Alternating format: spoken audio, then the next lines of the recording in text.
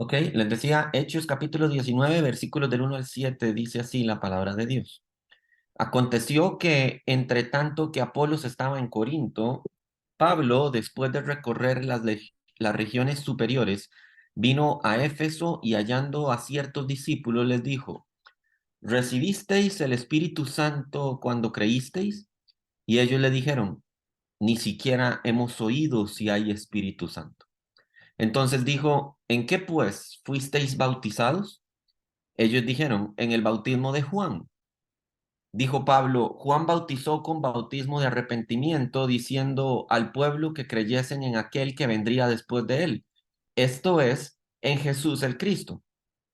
Cuando oyeron esto, fueron bautizados en el nombre del Señor Jesús, y habiéndole impuestos Pablo las manos, vino sobre ellos el Espíritu Santo, y hablaban en lenguas y profetizaban. Eran, por tanto, todos unos 12 hombres. Ok, la semana anterior habíamos estudiado a un hombre interesante de la antigüedad llamado Apolos, un hombre sumamente intelectual, un hombre sumamente instruido en aspectos de conocimiento, natural de Alejandría. Él procedía de una ciudad con amplio conocimiento intelectual, una localidad universitaria, quizás la segunda ciudad más importante de la antigüedad, etcétera, etcétera, etcétera. A todo eso le sumamos la elocuencia que Apolos tiene. Nos dice la escritura sobre el final del capítulo 18 que era un hombre poderoso en la palabra, por lo cual era un hombre que tenía amplio conocimiento de las escrituras y es un hombre que también la Biblia nos dice que solamente había comprendido el evangelio hasta el bautismo de Juan. Entonces, dándonos a entender en ese momento que el conocimiento que Apolos tiene de la palabra se centra específicamente en el tema del arrepentimiento, tal y como estamos leyendo de estos 12 discípulos que nos menciona el capítulo 19. Entonces, Apolos necesita ser tomado por Aquila y Priscila y dice que esta pareja les explica más correctamente o más puntualmente el camino del Señor. Entonces, esto completa o lleva a perfección el conocimiento que Apolos tiene del Evangelio y Apolos se convierte en un aliado dentro del ministerio del Señor. Nos cuenta ahora en el capítulo 19 que cuando esto sucede en la región de Frigia, ya en el capítulo 19 se nos dice que Apolos se encuentra en Corinto, por lo cual podemos entender que Apolos es un hombre que le ha sido encomendado el ministerio que Pablo había dejado en la localidad de Corinto. Habíamos estudiado a profundidad en ese momento que Corinto era una localidad sumamente difícil para tema del Evangelio, una comunidad sumamente mundana y una iglesia incipiente que está creciendo en medio de un grupo de personas de carácter inmoral, una sociedad como Corinto en donde la inmoralidad, la prostitución, la idolatría, la violencia, el engaño era el pan diario de todos los días. A este ministerio se le encarga un hombre como Apolos, un hombre sumamente formado, un hombre correcto en cuanto al entendimiento de las escrituras. Entonces, este es el sucesor del el ministerio del apóstol Pablo. Pero ya aquí en el texto en Éfeso nos encontramos a Pablo con otro grupo de cristianos que tienen las mismas luchas y las mismas dificultades que Apolo se enfrentó. Pareciera ser que la popularización del evangelio había dado pie a que se predicara un evangelio de carácter incompleto. Y ahora vamos a hablar un poco de eso con relación a lo que nos sucede o lo que nosotros podemos ver como un fallo sistemático dentro de la estructura eclesiástica de las iglesias en este tiempo. Nos dice el texto del capítulo 18, solo para ubicarlos contextualmente, en el capítulo 18 usted va a leer los últimos días del ministerio de Pablo en Corinto y los primeros días de Pablo en su ministerio en Éfeso.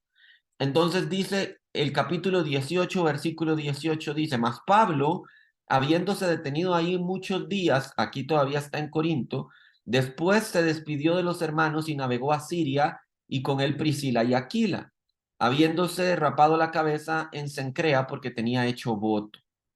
Y llegó a Éfeso y los dejó allí y entrando en la sinagoga discutía con los judíos, los cuales le rogaban que se quedase con ellos por más tiempo.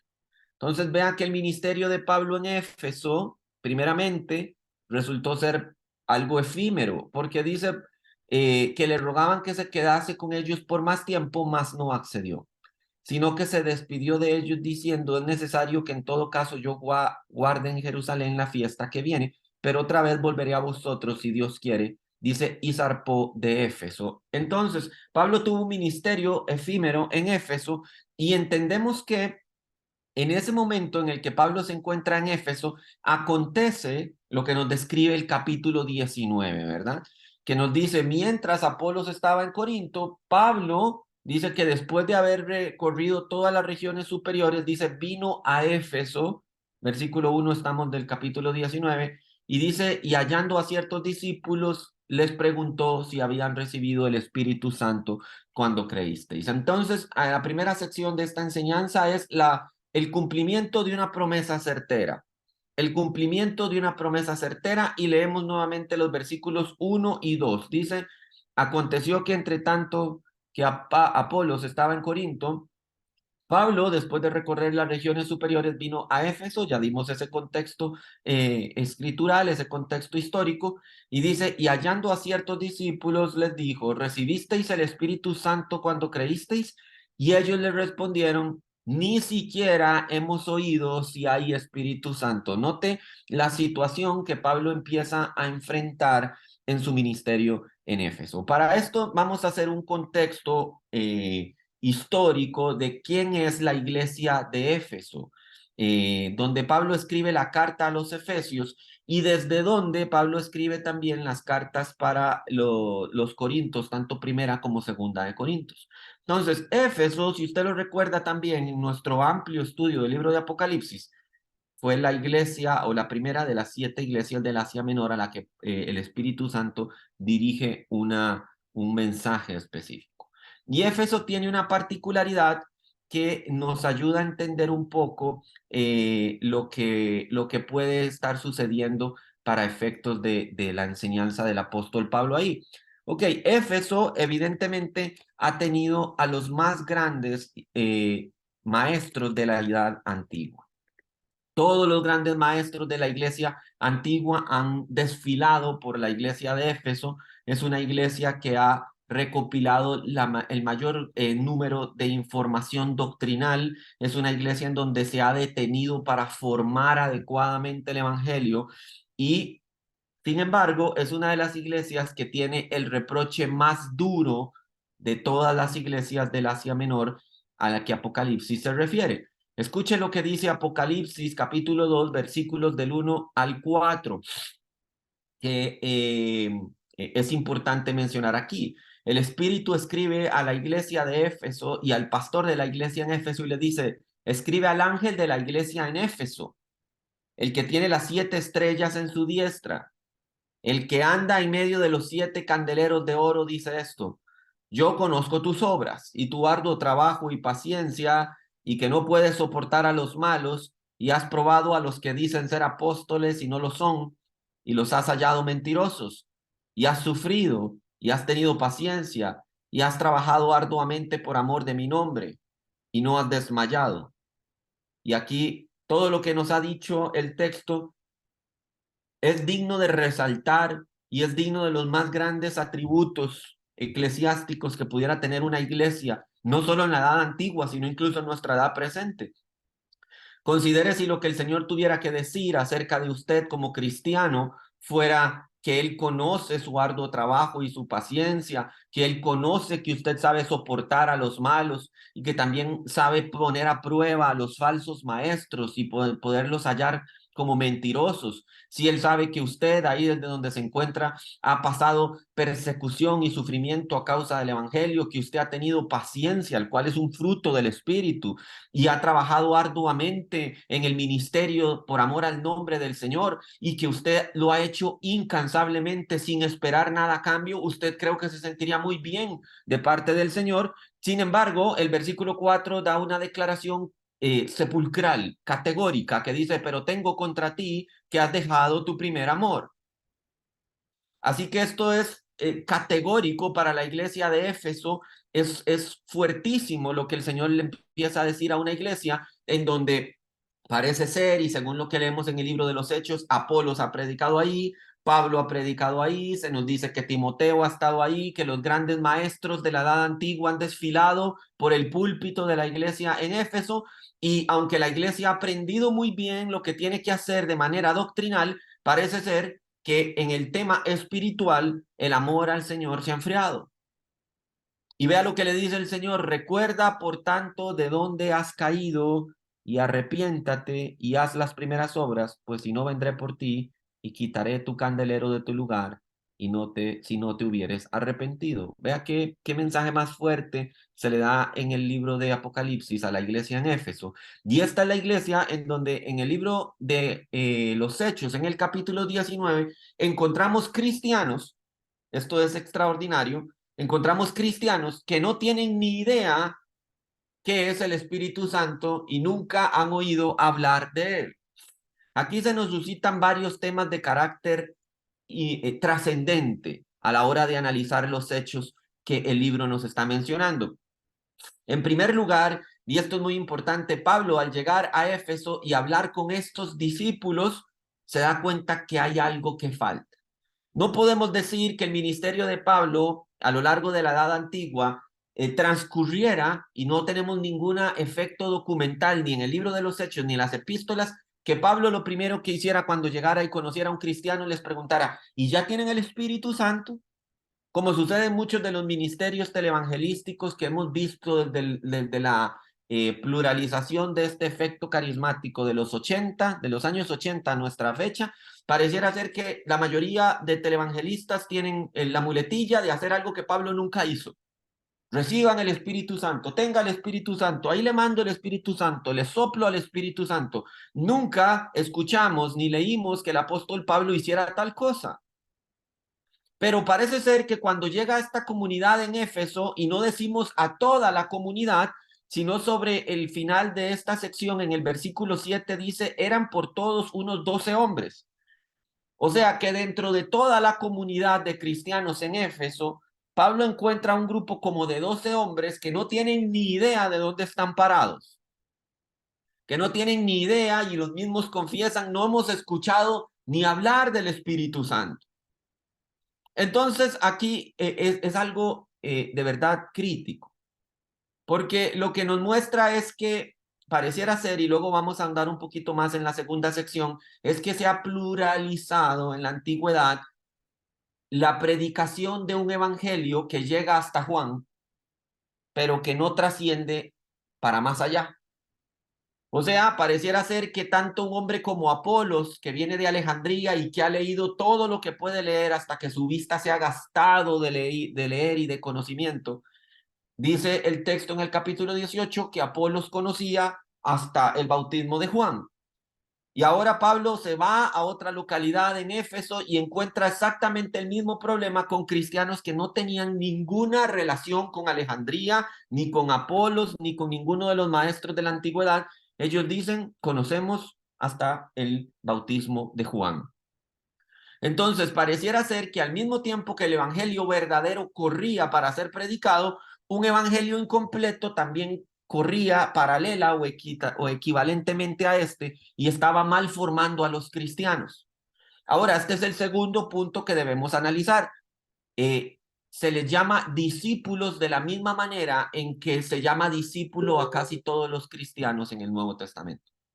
Entonces, aunque muchos estudiosos de la Biblia han intentado establecer la perspectiva de que estos hombres, estos 12 hombres realmente no eran cristianos, tenemos una dificultad al establecer que Lucas, cuando escribe esta porción de la escritura, les llama discípulos indistintamente de cómo llamaría a Timoteo, de cómo llama a Tito, de cómo llama a todos los hombres discípulos que han creído en el Evangelio y han seguido al Señor Jesucristo.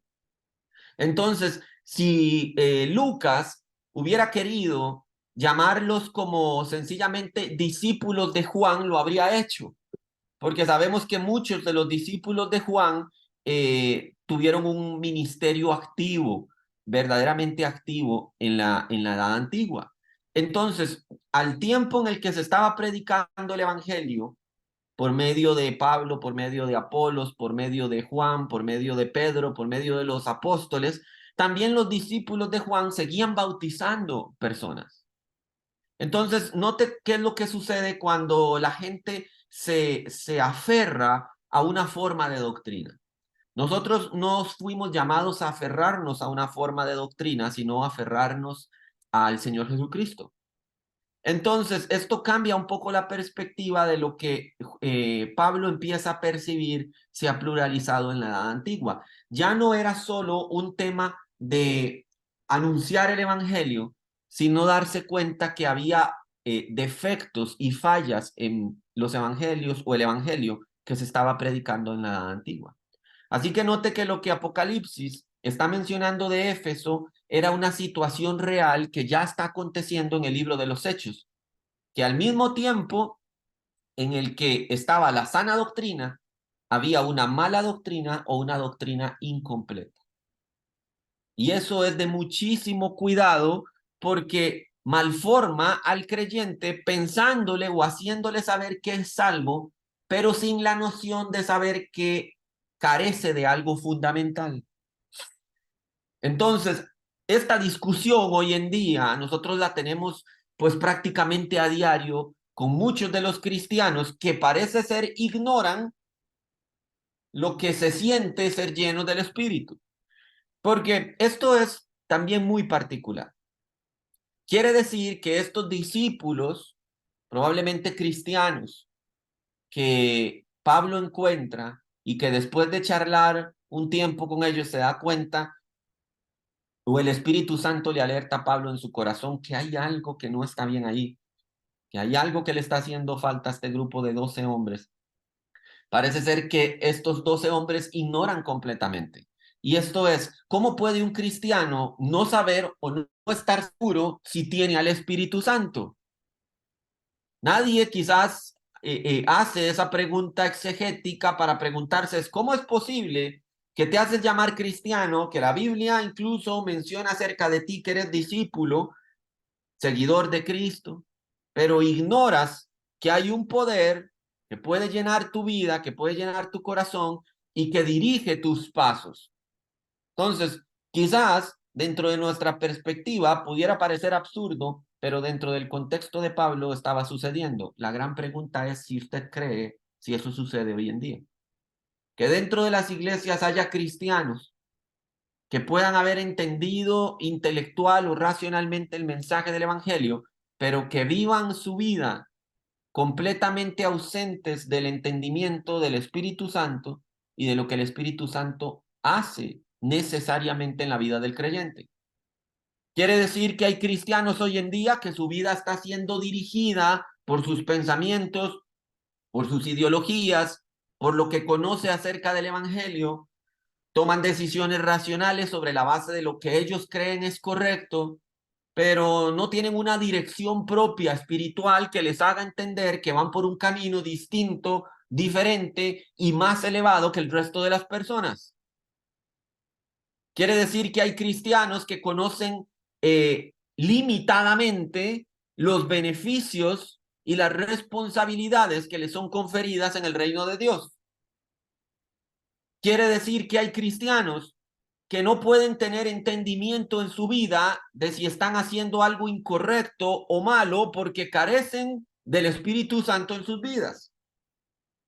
Puede ser que haya cristianos que sean fieles en el seguir el reglamento o la norma cristiana de congregarse, de dar el diezmo, de tener comunidad cristiana, ni aún así no tener al Espíritu Santo. ser cristianos que carecen completa y totalmente del entendimiento claro que puede dar el Espíritu Santo de las Escrituras. Que hay cristianos que leen la palabra y la leen como si fuera el periódico y terminan de leerla y no han recibido absolutamente nada porque el Espíritu Santo está ausente en sus vidas. Que hay cristianos que no reciben nueva revelación, que hay cristianos que no reciben dirección, que hay cristianos que no son entristecidos a causa de la culpa por el pecado, que hay cristianos que no son llamados a subir la barra, que hay cristianos que están viviendo en una vida completa de estancamiento porque creen o han recibido solamente la doctrina de un evangelio incompleto. Y esa es la segunda repercusión que quería hablarles en esta mañana respecto al dilema que Pablo encuentra aquí. Cristianos que han sido adoctrinados con un evangelio incompleto. ¿Sabe? Esto es lo más común. Incluso, y puede ser un problema de ser muy inmaduro en tema del evangelio, como a su vez puede ser un problema de madurez espiritual en el creyente, que no es lo mismo. Cuando usted es nuevo en el evangelio, se entiende que es inmaduro. Una cosa es necesariamente vinculada a la otra. El problema es cuando usted no es nuevo en el evangelio y sigue siendo inmaduro. Eso sí ya es un problema. Porque a la persona que recién llega al evangelio es necesario explicarle todas, absolutamente todas las cosas. Para los que están aquí, que creo que son bien pocos los que quedan desde que nosotros comenzamos la enseñanza bíblica con un sencillo estudio de plan de salvación, que se daba por entendido, creíamos todos los cristianos saben lo que es el plan de salvación, pero nos dimos cuenta que más bien la gran mayoría de personas no sabe a profundidad qué implica o qué beneficio trae a su vida un plan de salvación. No sabían nada de arrepentimiento, no sabían nada de regeneración, no sabían nada de nuevo nacimiento, no sabían nada de justificación, no saben nada de santificación, de glorificación, no conocían ninguno de los aspectos fundamentales de un plan. Entonces, son personas que reciben una salvación que no conocen, que no entienden y que no podrían explicarle a otro en qué consiste.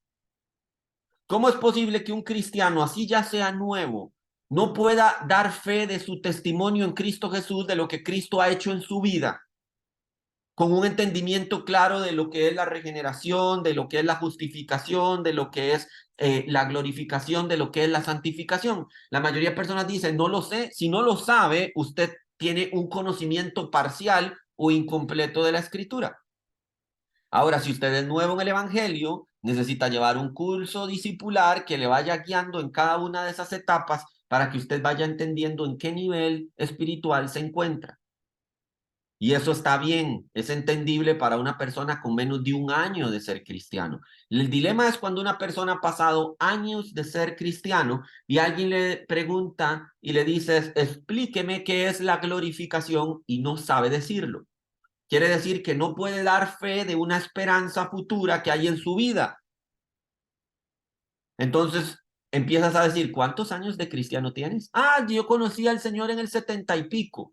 Y 40 años después sigues teniendo los mismos problemas de conocimiento bíblico. Note que es exactamente el mismo problema que Pablo enfrenta cuando llega y le dices, nosotros solo conocemos hasta Juan. Y era exactamente lo mismo de lo que se había perdido Apolos. O sea, Apolos no conocía las obras de la cruz, no conocía la resurrección de Cristo, no conocía la ascensión de Cristo a los cielos, no conocía la gran comisión, no conocía la venida del Espíritu Santo, no había conocido la llenura del Espíritu Santo, y se estaba perdiendo todo el proceso de evangelismo del mundo antiguo. Cuando usted enumera a Apolos y estos 12 apóstoles o discípulos, se están perdiendo de mucho, de muchísimo. Son ausentes de conocimiento de un montón de situaciones que el cristiano, al menos en la época antigua, debía conocer, y que es prácticamente inaceptable que un cristiano de la edad moderna no conozca. Pero ya ven, sucede.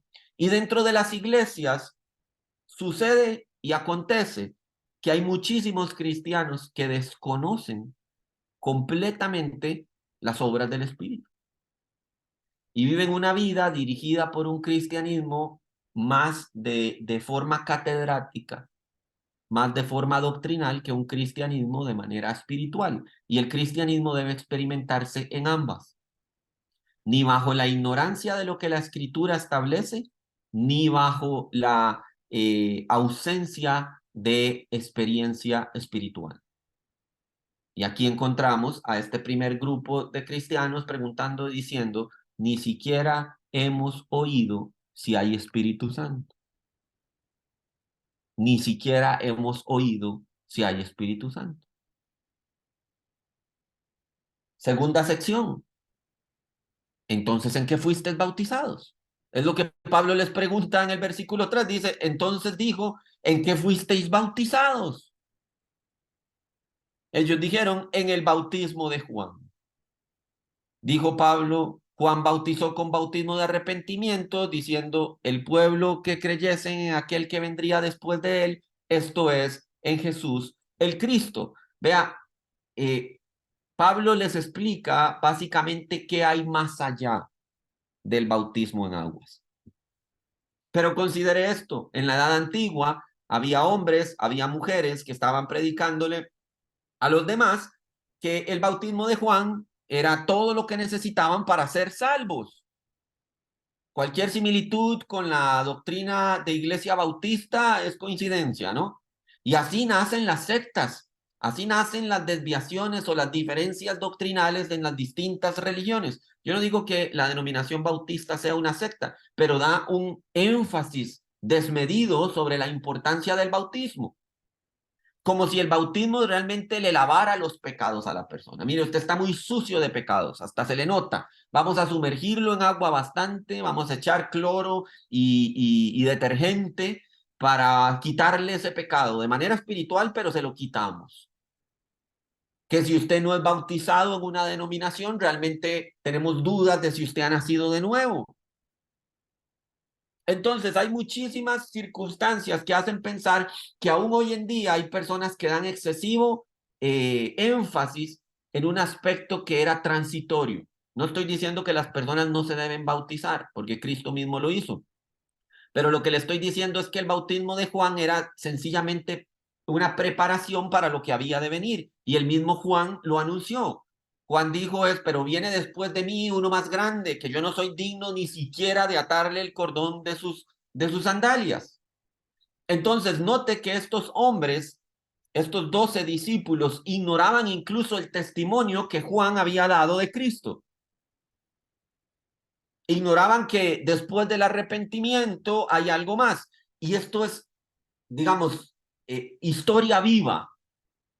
Vea, nosotros como cristianos, y yo he escuchado a muchas personas hacer un énfasis excesivo en la doctrina del arrepentimiento. El arrepentimiento es sumamente importante porque la persona tiene que tener constancia y claridad de pecado. Esto es finalmente entender y decir no, no, yo no soy tan malo como dicen muchos, sino decir no, sí, soy terriblemente malo y necesito de perdón, necesito de arrepentimiento. Pero bueno, note que en este contexto, específicamente de la edad antigua, y en nuestro contexto social, hay personas que quizás no entran en cuenta que realmente lo que están haciendo es algo malo, que lo que están haciendo es digno de condenación y que si no se arrepienten irán al infierno. Ese tipo de predicación se ha ausentado de los púlpitos de las iglesias, pero siendo importante como lo es y teniendo la importancia como lo tiene, no se puede hacer exclusivo énfasis en ello. Lo que quiero decir es que usted no puede sencillamente predicar un evangelio de culpabilidad. Si usted se sienta miserable por sus pecados, tiene que sentirse miserable por sus pecados, pero tiene que avanzar a la gracia. Si no avanza a la gracia, usted será una persona que vivirá su vida deprimido a causa de los pecados que ha cometido. Pero si el cristiano no llega al entendimiento de su arrepentimiento y de ahí no avanza hasta la cruz, en donde entiende que su culpa y su pecado tuvo un proceso sustitutivo, o sea, que alguien más tomó su lugar en donde usted debería y que eso es el principio del entendimiento de la gracia, entonces A usted le han predicado un evangelio incompleto. Usted vive esclavo y acusado de la culpa y no libre de los pecados por falta de entendimiento de la obra de la cruz. Así que cuando Pablo hace esta pregunta trascendental diciéndoles, ¿y en qué fueron ustedes bautizados? La respuesta que recibe le hace entender por qué estos cristianos tienen algo que a él no le hace clic. Ellos le dijeron, en el bautismo de Juan, o sea, a ustedes solo los han mojado. Ustedes aún no han entendido que fuera o más allá de ahí hay algo más. Y Pablo se los explicó, les dice, es que muchachos, Juan bautiza para arrepentimiento. Y probablemente ustedes son discípulos o han sido llamados discípulos porque se han arrepentido de sus pecados y están haciendo, escuche esto, un esfuerzo humano por caminar en la verdad. Eso pasa mucho también hoy. Hay personas que se sienten tan miserables, tan prisioneros de la culpa por lo que han hecho, que bueno, su motivación para buscar al Señor es la intención de portarse muy bien. Dice, yo sé lo malo que he hecho y a partir de ahora quiero portarme muy bien.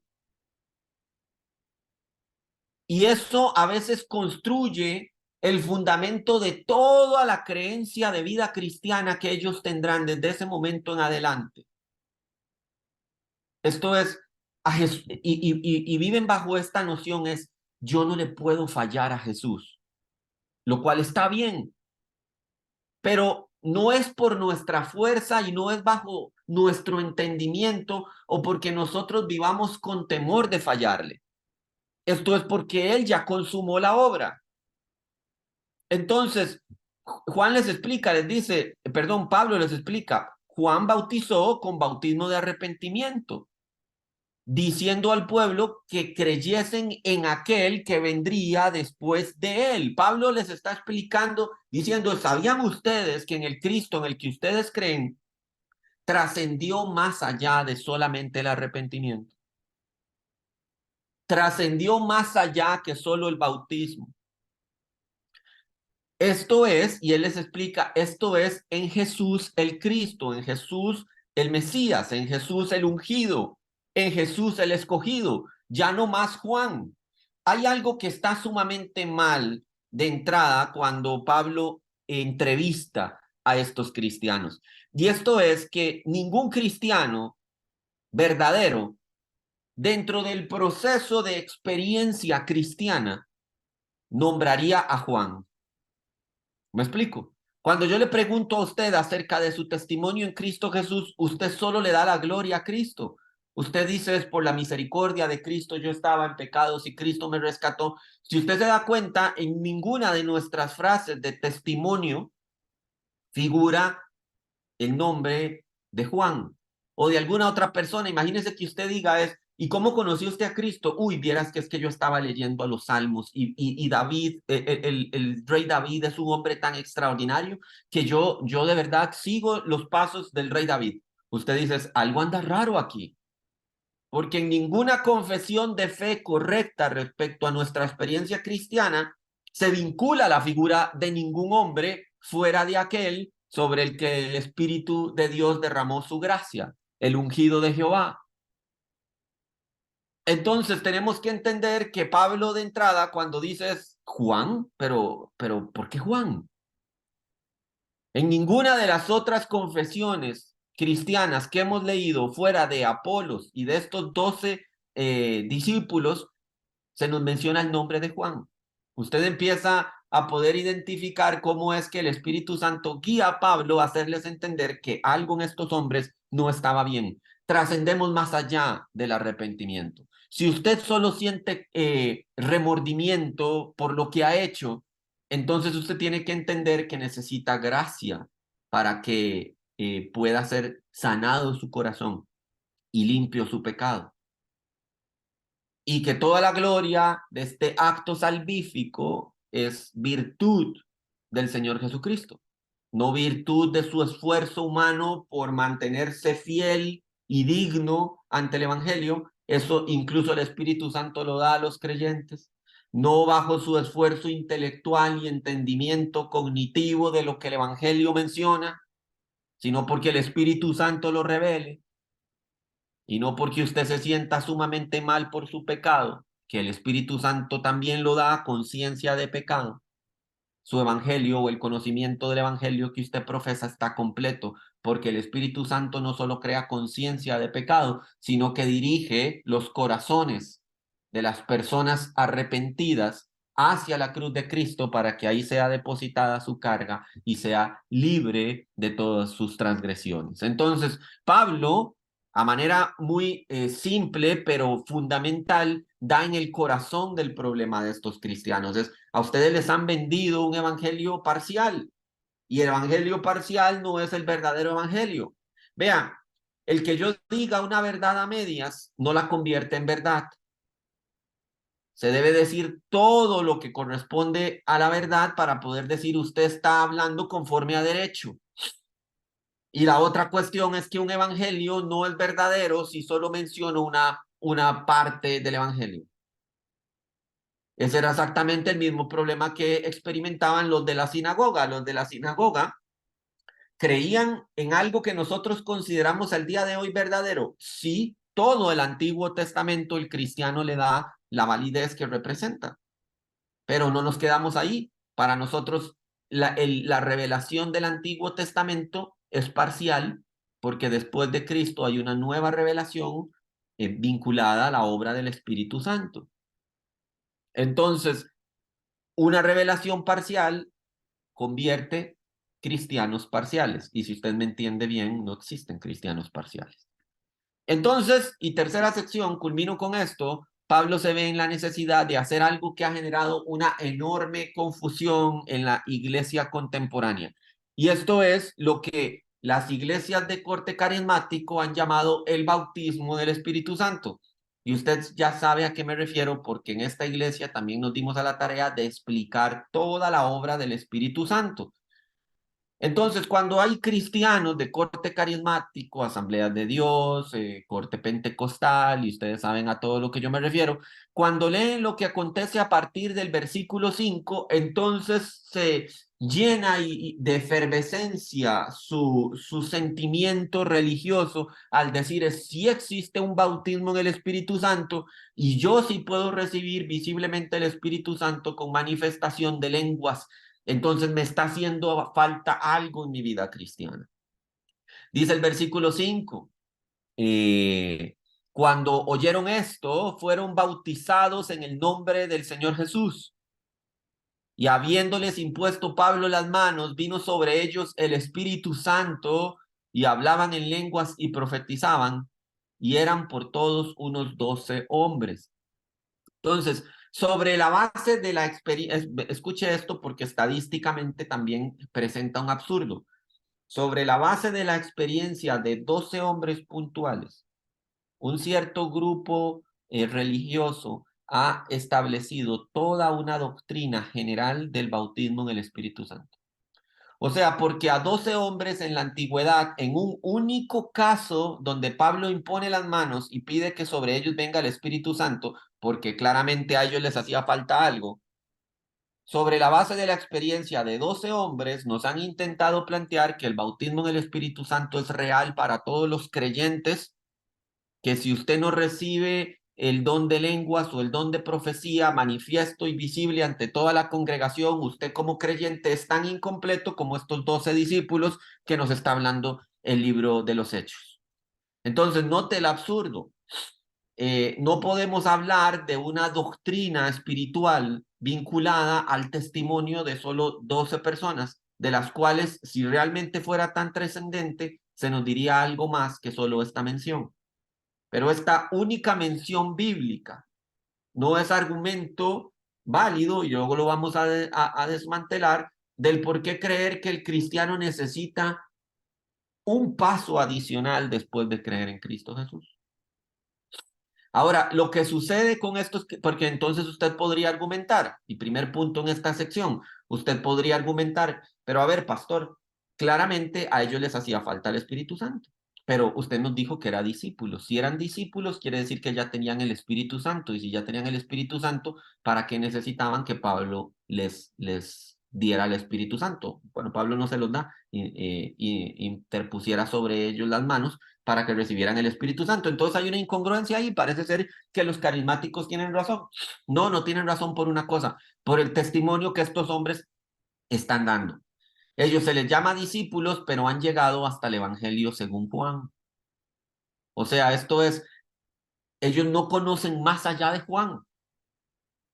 Si no conocen más allá de Juan, han creído en la palabra de Juan, no en la palabra de Cristo. ¿Se está dando cuenta usted de esto? Vea, ellos desconocen, escuche esto, parte de la doctrina central del Evangelio del Señor Jesucristo fue que varios tiempo antes de su muerte, Él les empezó a decir, yo tengo que morir y tengo que partir de este mundo, pero cuando yo me vaya, sobre ustedes va a venir la promesa. Todos los cristianos que han leído correctamente los evangelios saben que Jesús habló de esto, pero estos 12 discípulos lo desconocían. Así que hay razones escriturales y fundamentales para creer que cuando el texto dice que ellos solamente conocían el evangelio de Juan, es que ellos le habían creído a Juan que después de él iba a venir el Mesías.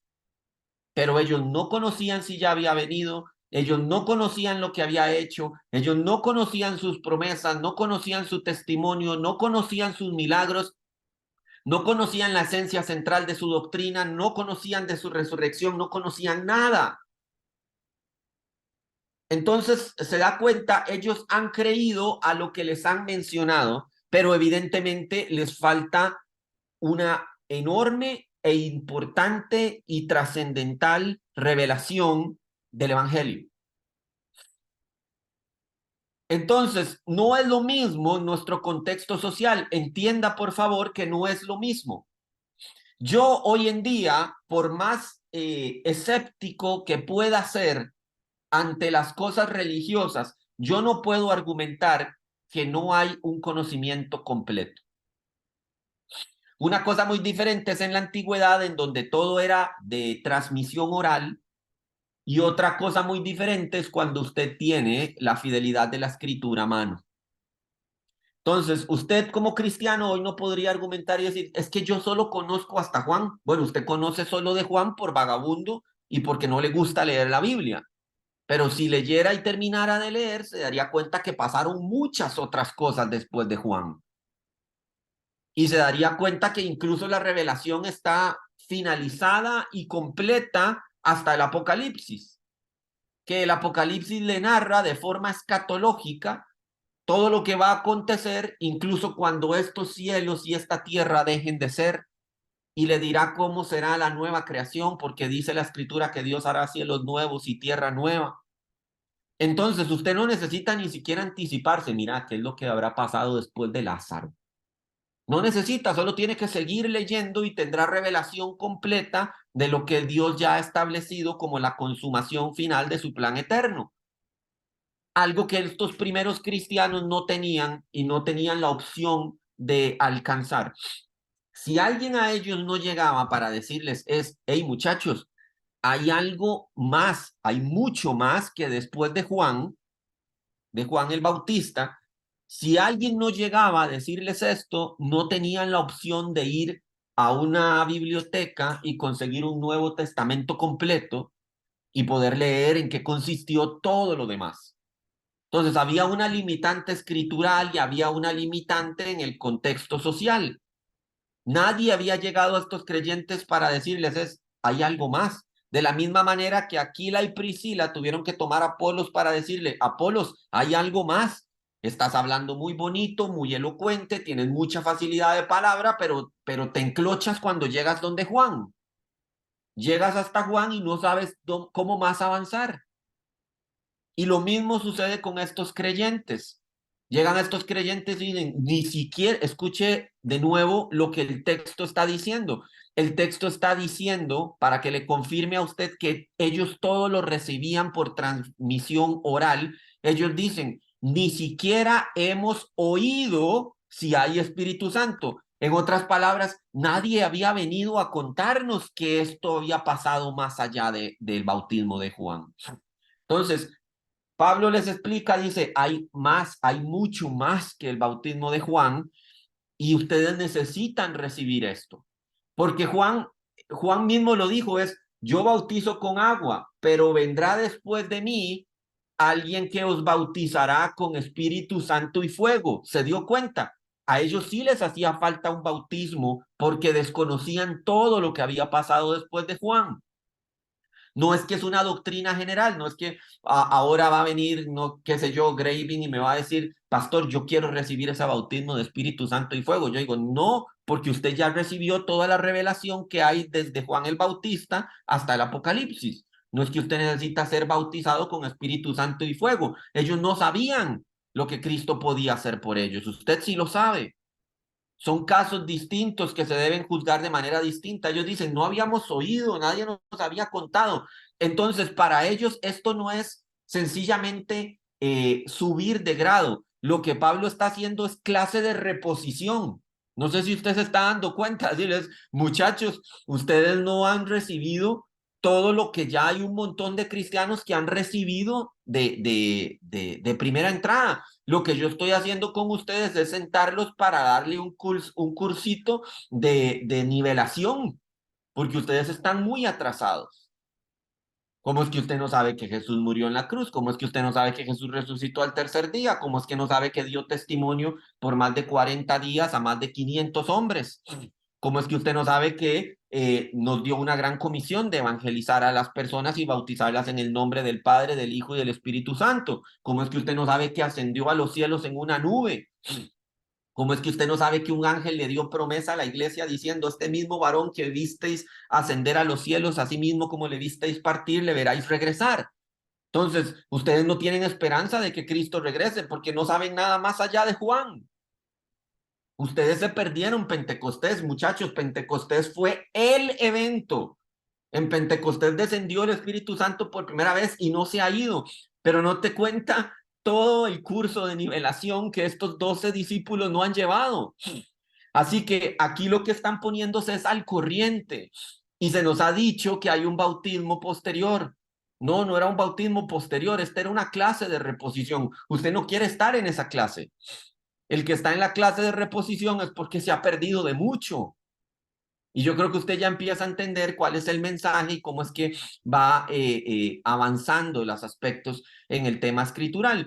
Ok, termino con ciertas cosas que son muy importantes para esto, porque creo que hay algunas situaciones importantes que el cristiano debe debatirse a sí mismo, interiorizar para sí mismo, hacer introspección. Y son preguntas. Charles Spurgeon lo dijo de la siguiente manera: ¿habéis recibido el Espíritu Santo desde que creísteis? ¿Estáis ahora recibiendo el Espíritu?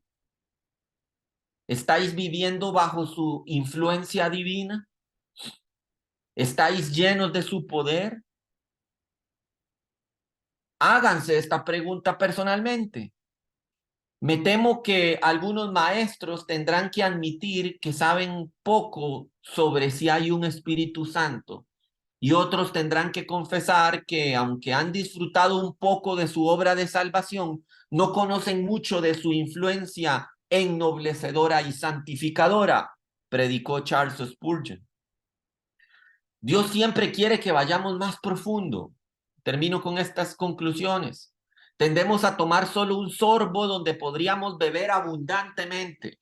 Un día de estos venía sediento de la casa y bueno, cuando llegué a la casa tomé literalmente mi botellita de agua y tomé agua hasta que literalmente se me caía de la boca. Y de verdad no hay nada más rico que venir sediento y no solamente tomar un sorbo, sino disfrutar de la abundancia y quedar completamente saciado de esa sed que antes tenías.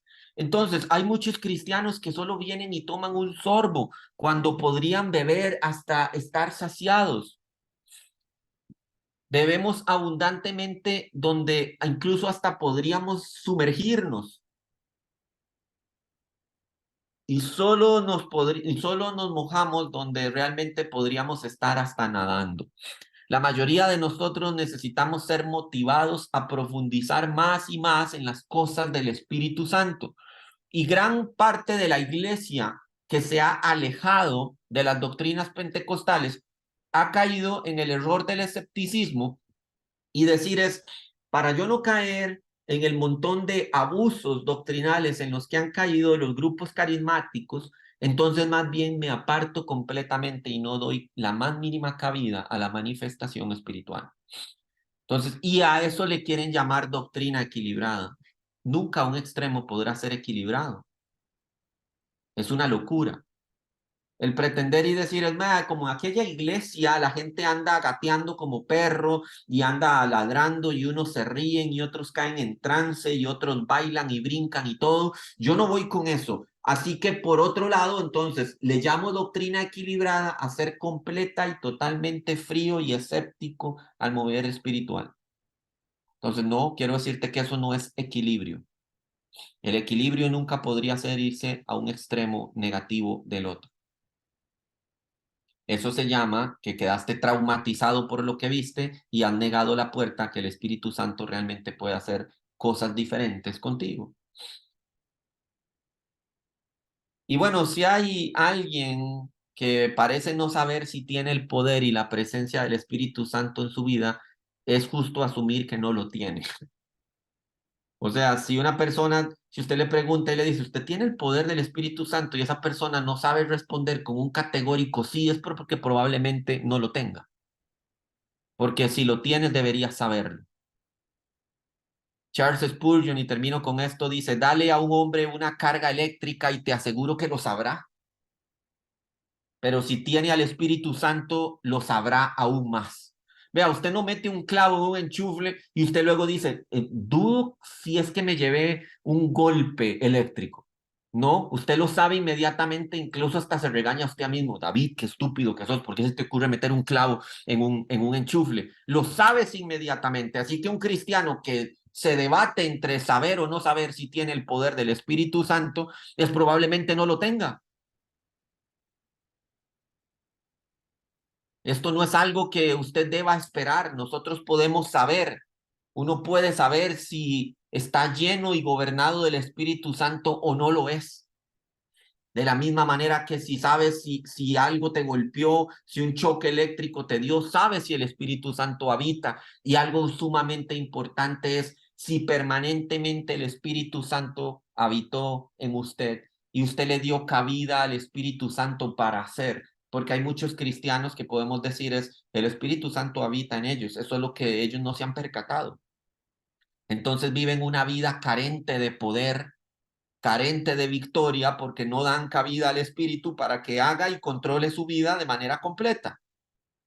Entonces, cuando usted se encuentra a este tipo de personas, se da cuenta de no saben si son llenos del Espíritu, no saben debatir si el Espíritu Santo gobierna sus vidas y por ende, cuando el Espíritu Santo habita constante y permanentemente de forma abundante en la persona, empieza a llevar fruto. Esto es como un arbolito que usted siembra y constantemente este arbolito recibe agua, recibe luz y recibe todos los elementos que le ayudan a crecer, a la larga crecerá y a la larga dará fruto a su tiempo. Y ese fruto es para gloria y honra de nuestro Señor Jesucristo. Así que son varios elementos que usted puede analizar. Es, me debato entre la idea de saber si tengo o no tengo al Espíritu Santo. No lo tienes. No has recibido el poder, no entiendes el conocimiento de poder. Y la otra cuestión es, y bueno, me debato en saber si no saber si el Espíritu Santo dirige a mi vida. No llevas fruto, si no llevas fruto no lo tienes. Es tan simple como eso. Pero la iglesia del Señor Jesucristo en nuestro tiempo se ha debatido más en temas de forma de doctrina que en profundidad y calidad de la doctrina. De la misma manera que el apóstol Pablo lanza la pregunta y dice, ¿y con qué espíritu fuisteis bautizados? ¿En qué bautismo fuisteis bautizados? Ah, no, pues es que mire, es que vea, yo una vez fui a una iglesia donde el pastor me dijo que eso y tal otro es, tenemos que sentarnos y revisar lo que has creído, porque lo que has creído parece estar incompleto en la revelación de la verdad. Permítame orar.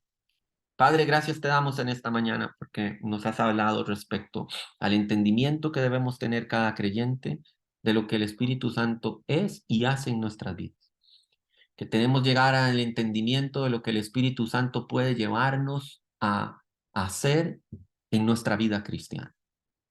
Que muchos de nosotros hasta ignoramos si el Espíritu Santo está teniendo una obra transformadora en nuestros corazones por nuestro nivel de estancamiento espiritual. Así que te pedimos, en el nombre de Cristo, que perdones nuestros pecados si es que en nosotros hay algo que estorba la obra del Espíritu Santo. Y queremos pedirte, Señor, que tu Espíritu Santo obre en nuestros corazones conforme a nuestra necesidad, conforme a tu voluntad, para que nosotros podamos ser los cristianos de estatura espiritual que tú esperas de nosotros, no estancados en la revelación parcial de un evangelio que hemos oído, pero del cual no nos hemos enterado y nunca hemos profundizado en la verdad. Te pedimos que tu Espíritu Santo finalmente empiece a actuar en el corazón que se ha adormecido o que desconoce la revelación completa de la verdad, para que en todos seamos cristianos correctamente formados y entendidos y podamos dar criterio y testimonio de la verdad que Cristo Jesús siembra en nuestros corazones por el poder del Espíritu de Dios. Te pedimos todo esto como iglesia en el nombre de Jesús. Ahora, si usted que me escucha en esta mañana ha recibido este mensaje o alguien le ha hecho llegar este mensaje, ya fuera por WhatsApp, ya fuera por Telegram, o nos ha escuchado en nuestro canal de YouTube, pues usted está sintiendo en su corazón la necesidad de, de llegar a Cristo Jesús. Su vida tal y como está no le llena y usted sabe que no es casualidad que este mensaje haya llegado a su corazón y usted quiere dar un giro. Usted quiere dar un giro a su vida, está cansado de vivir como está viviendo. Quiero decirle que esto no es casualidad y que el Espíritu de Dios está llamando a su corazón para traer salvación a su vida. Y si ese es su caso, yo quisiera orar por usted, quisiera guiarle en una oración. No una oración mágica, no es una oración que no es más que una confirmación de lo que usted ya viene sintiendo en su corazón. Yo solo quiero ayudarle a encontrar las palabras correctas. Y dice así: Señor Jesús, yo reconozco que soy un pecador, que mis errores y mis equivocaciones me han traído hasta donde estoy ahora y necesito de perdón. Reconozco que he fallado y quiero pedir por tu perdón, no porque crea merecerlo, sino porque sé que lo necesito. Sé que moriste en una cruz por todos mis pecados y que resucitaste para que yo pueda tener vida. Acepto en fe tu salvación. Quiero que entres a mi vida, que seas mi Señor y mi Salvador. Te entrego mi vida para que hagas conmigo alguien que te sirva y que te alabe. Amén y amén. Si usted ha hecho esta oración con nosotros, permítanos conocer de usted. Escríbale a la persona que le compartió este mensaje. Escríbanos un comentario en la caja de comentarios en YouTube. Queremos conocer su testimonio, queremos orar por usted, que el Señor le direccione y le guíe a una iglesia en donde puedan enseñarle de forma completa el Evangelio del Señor Jesucristo. Que el Señor le bendiga. Ahora, iglesia, levante sus manos, permítame bendecirle con la bendición sacerdotal que Dios estableció. Se debe bendecir a su iglesia cada vez que se reúna a glorificar y a bendecir su nombre. Y dice así: Iglesia, Jehová te bendiga y te guarde. Jehová haga resplandecer su rostro sobre ti y tenga de ti misericordia. Jehová alce sobre ti su rostro y ponga en ti paz. Amén y amén. Mis hermanos, que el Señor me los bendiga muchísimo, que pasen un muy buen domingo, que puedan descansar y que puedan disfrutar. Y bueno, pues dejo la sesión abierta por si alguien quiere comentar.